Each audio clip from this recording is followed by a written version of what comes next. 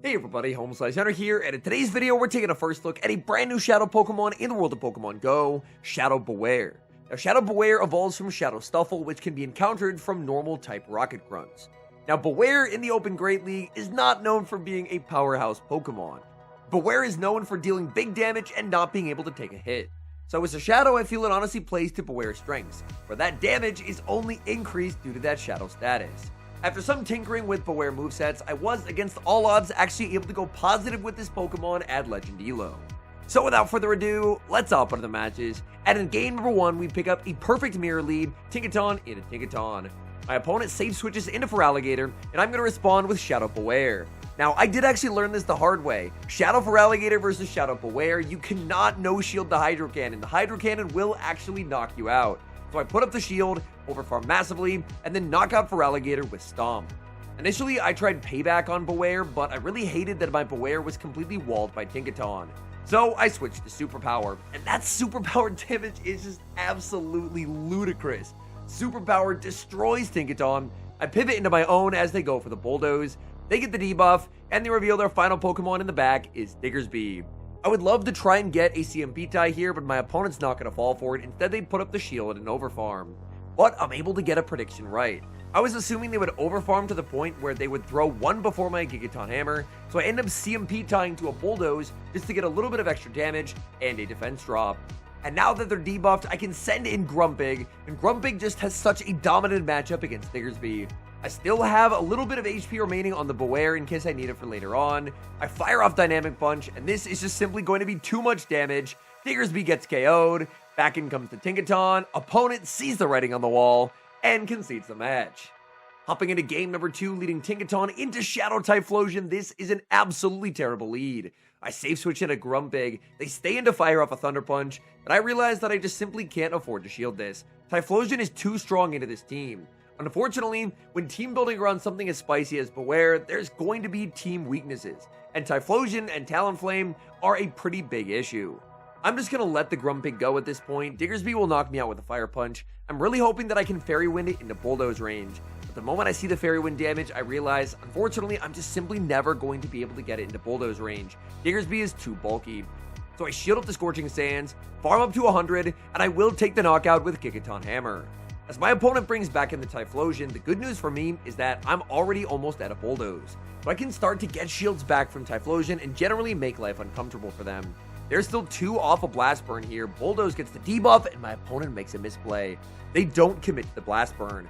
They go for a Thunder Punch, but Thunder Punch will not knock out the Tinkaton, and now I'm able to take the knockout or pressure their final shield. Bulldoze will force the final shield and get a second debuff, and now in comes Shadow Bewear. Shadow Bewear is going to be shields down, but I'm up quite a bit of energy. Thunder Punch forces the shield, in the back is Ferrothorn, and I have to hope that Shadow Bewear can one-shot a full HP Ferrothorn. I CMP tie, Superpower takes the knockout, and this damage is wild. Shadow Bewear is stupidly frail, but oh my goodness, this thing packs a punch, and we're able to get the win. We pick up a great lead in the next match, Tinkaton into Go-Goat. My opponent safe switches into a Shadow Charizard, and this is pretty bad for me. I just simply don't have a good answer to Shadow Charizard with this team, so I stay in with the Tinkaton, build up to Gigaton, get a Bulldoze bait shielded, and get a Bulldoze debuff as well. Now that is a pretty big swing of momentum. I put up the shield, they full send the Blast Burn, and I immediately under-tap Dynamic Punch, throwing one Psywave in the move to ensure that I can take the knockout or force my opponent's final shield. At this point, I'm fully expecting its Go-Go double fire with a Typhlosion in the back. And if it's Typhlosion in the back, then honestly, I don't really need switch advantage. Instead, I can just go for a massive farm down with Tinkaton, and my Bulldozes should absolutely destroy that Typhlosion in the back. Charizard goes for the Blast Burn, I get the farm down in the back. That is not a Typhlosion. Their final Pokemon is revealed to be Shadow Talonflame. But Talonflame still takes monster damage from Gigaton. In comes Shadow Bewear. I make the Stomp. They catch on to Go-Goat, but importantly, they do not get a Sneak. And that is going to let me win this game. Because even though Go-Goat is very bulky, I now make a second Stomp on Charge Attack priority. This will easily be knocking out the Go-Goat, and my opponent's going to have to throw a Charge Attack at the Bewear. They've just simply taken too much damage throughout the course of this game. Fly knocks out the Bewear, but I can send in Tinkaton, Fairy Wind down, and somehow escape against the double Fire Flying team. We move to the next match, picking up a very nice lead, Tinkaton into Malamar. Even though Tinkaton has the advantage on paper, Malamar can make life very uncomfortable by going for a superpower and dip. And that's the typical strategy here. Malamar farms to 13, goes for a superpower to inflict some pretty significant damage, and then bails out of the matchup. My opponent sends in Quagsire, and honestly, I don't have a great answer to Quagsire, so I fire off Gigaton Hammer, and then send in the Shadow Bewear.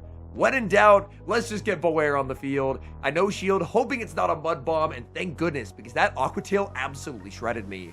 The plan here is pretty simple. Tank 1, shield 1, and farm all the way down. This way, I'm going to have a ton of energy, but unfortunately, I miscalculate. My opponent survives on 1 HP, and that forces me to CMP tie Stomp to the Aqua Tail. If they bring back in the Malamar, I really have to hope that I can survive the Psywave, and the good news is I did. Now I can go for Superpower. That destroys the Malamar. Oh my goodness. In the back, they have Togekiss, and this does look like a winnable game.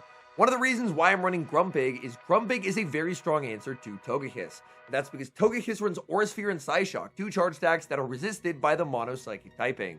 I'm able to bait with a Bulldoze and get a debuff, and now I can send in Grumpig to try and close out the game. However, this Togekiss energy is going to be quite difficult. They're going to make a lot of Aura Spheres, and even though they are resisted, I'm taking quite a lot of damage. Add to that the fact that the Malamar is still lurking, and this game could get a little bit tricky. My opponent already had another Aura Sphere. I think I have to put up the shield just to incentivize my opponent to throw once again. I'm trying to reach Dynamic Punch, but I'm unable to get there. I'm going to try and snipe them, so I'm going to zero turn into Bewear. They send in the Malamar, but the Shadow Claw lands. That allows me to Psywave down Malamar, exit with the Shadow Ball loaded, and escape with the win. I felt like we had pretty good alignment throughout that game, but it still ended up being incredibly close, but we're able to get that victory. We have a very tough opponent in the next match as I queue into the world champion, Beelzeboy. Beelzeboy picks up a pretty nice lead here, leading the Bug Bite Fortress into Tinkaton. Normally, I just go straight Gigaton Hammer, but this time I decide to switch it up. I go for a Bulldoze Bait and I get a shield and a debuff. Watching this back, I'm now realizing my Bulldoze debuff luck was incredible during these sets, but getting a debuff and getting a shield on a bait means that I can now outpace, and Gigaton Hammer is going to come very close to knocking out. Fortress will survive, but the Fortress will be very, very low. The shielded bait into the Bulldoze debuff has completely flipped this lead matchup. Normally, it's a pretty rough lead matchup, but because of how things shook out, this lead matchup is now honestly great for me. I'm able to land the Gigaton Hammer. That should just about take the knockout. He safe switches into Licky Licky, and I have a very nice response as in comes Shadow Bewear. Now, Shadow Claw is double resisted here, but Shadow Bewear's superpower is just stupidly strong.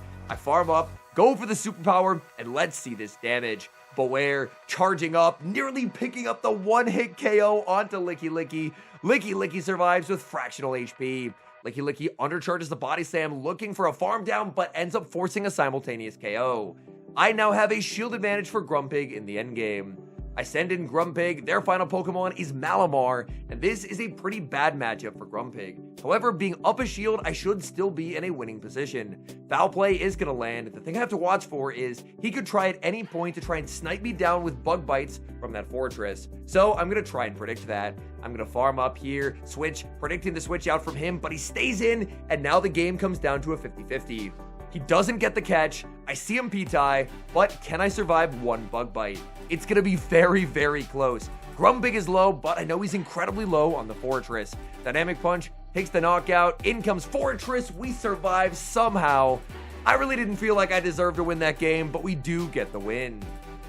Picking up a pretty tough lead in the next match, leading Tinkaton into Alolan Sandslash.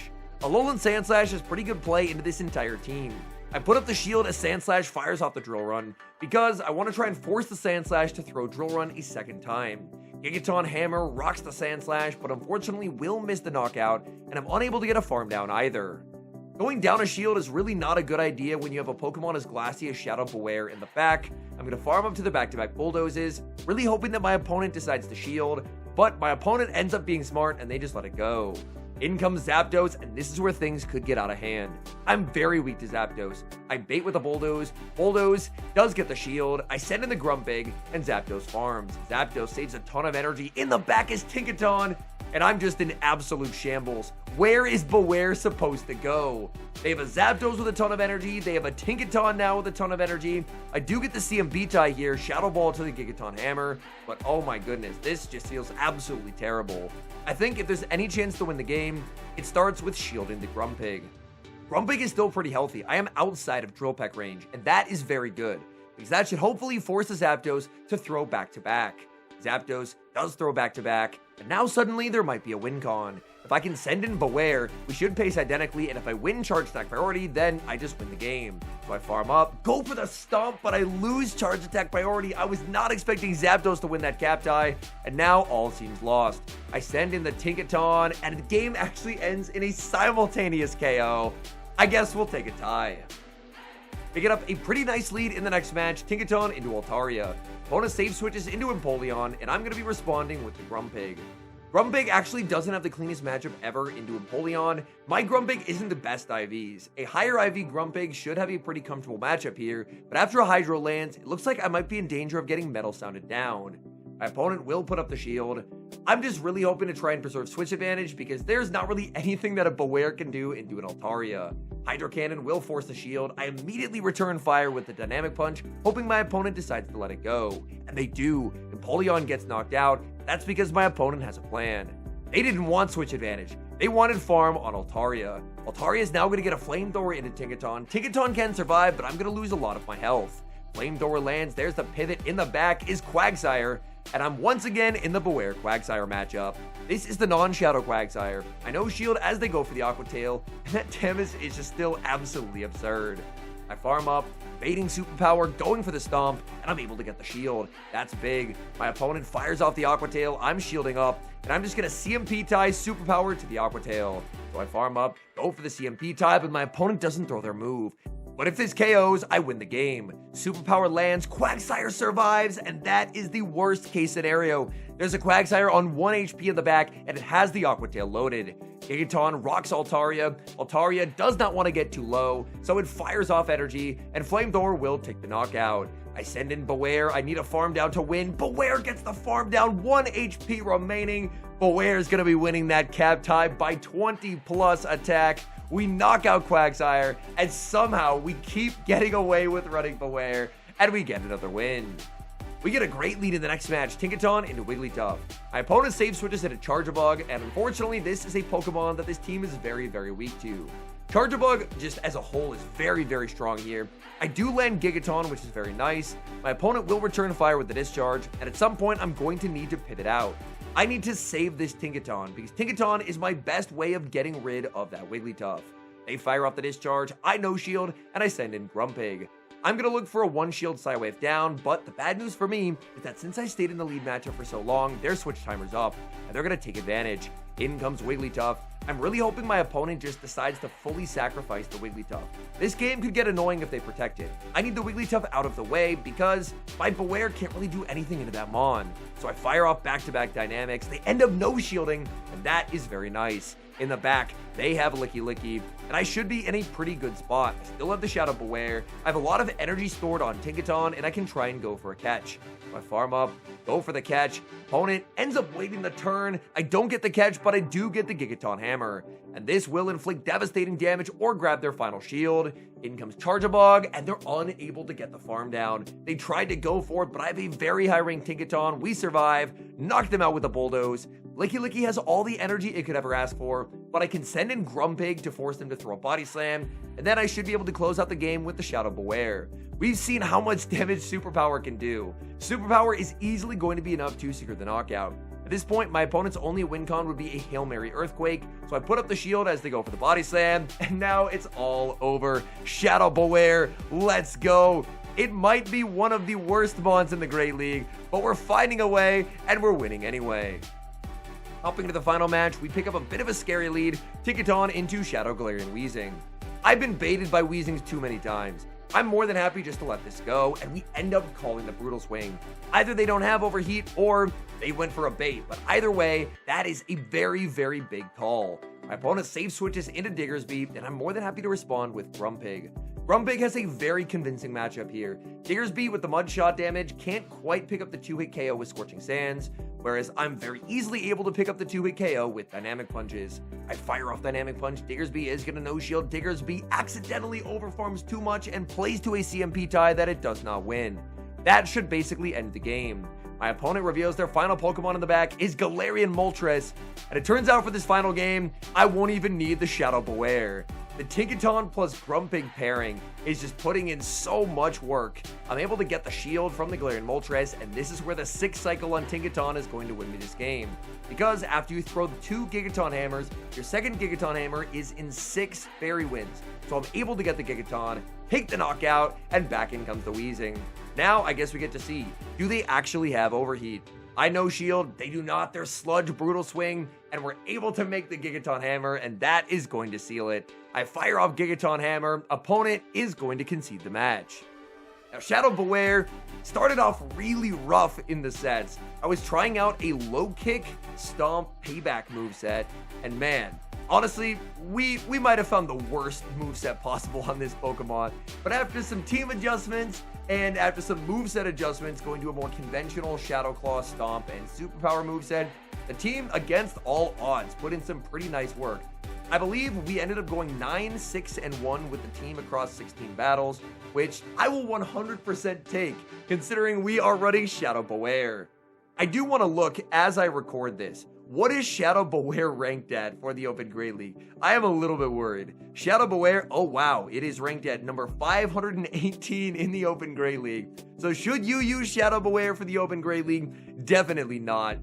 A lot of these games, Shadow Bewear was really helped out by the fact that Tinkaton and Grumpig were able to put it in positions to succeed. Tinkaton and Grumpig did a really nice job at getting opponents low, getting shields down, forcing opponents to waste energy, and just to try and set up that Shadow Bewear. Because Shadow Bewear needs all the advantage that it can get. It needs shield advantage, it needs energy advantage. If it can land one of its charge attacks, those charge attacks hit for stupid damage. Oh my goodness. But that's the tough thing about Bewear, is trying to actually land those charge attacks because it is just so unbelievably frail. I think I actually have a bonus clip from my stream that I'm going to play now, which is Shadow Bewear counter switching into a Shadow Alligator and just getting completely destroyed. The saddest part was, I had such confidence. This was live on stream, this is back when I was using low kick. I confidently no-shielded my Shadow Bewear, just to get absolutely ruined by a Hydro Cannon, and that ended up just completely losing me the game. I feel like that kind of demonstrates the Shadow Bewear experience, is if you're able to get it at some kind of advantage, sure, it can do some things, it can take some big knockouts, but overall, there are just significantly stronger Pokemon that if you use, you're going to be in a way better spot. Anyways, thank you guys so much for watching today's video. If you enjoyed it, please do help support the channel by leaving a like on the video, subscribe to the channel if you have not, and let me know down in the comments, should I try Shadow Landorus? It's very glassy, but it probably hits even harder than Shadow Bewear. So let me know down in the comments. Do you want me to try Shadow Landorus? Because if we have enough people in the comments saying to try Shadow Landorus, I might give it a go. And I do want to give an extra special thank you, as always, to our channel members here on YouTube. The support you guys provide to the channel is so appreciated. So thank you guys oh so very much. And until next time, I've been HomeSliceHenry.